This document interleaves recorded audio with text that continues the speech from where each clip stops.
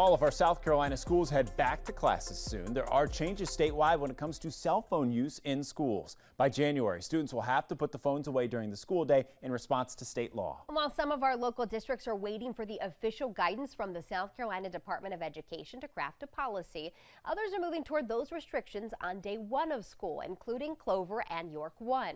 Rock Hill Schools has already had a policy in place for a year, and both the district and families tell me there wasn't one at least noticeable difference.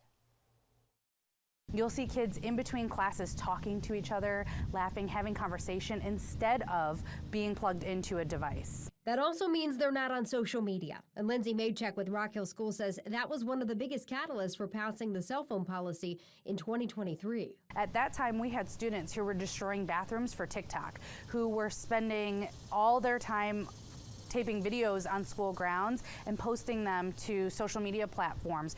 Just 1 year into the policy, rising senior Alexis Griffin says it was also the biggest change she noticed. I didn't see as many in the hallway, just random people making TikToks. That definitely stopped. She also says the overall change wasn't as drastic as she thought it would be. Some of the teachers don't really enforce it as much as others, so it didn't really change that much. Like, during the beginning of school, they were really strict on it, but then they just stopped really enforcing it. But Alexis's mom, Jennifer Tomczyk, says she believes that may have happened because the policy was actually working.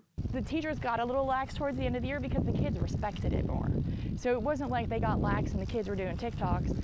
They got lax because the kids were actually just keeping them in their back pocket or keeping them in their book bag. Tomczyk says all in all, she thinks Rock Hill's policy was a step in the right direction.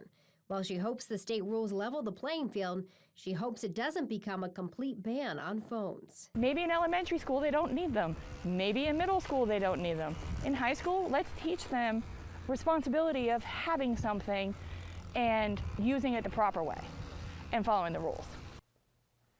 Now, I'm told if a student did break policy last year, they had the phone taken away until the end of the day. Rock Hill tells me their policy will stay the same unless state guidance requires them to do different. We are expecting that guidance from the state in 2 weeks when the Board of Education meets on August 13th.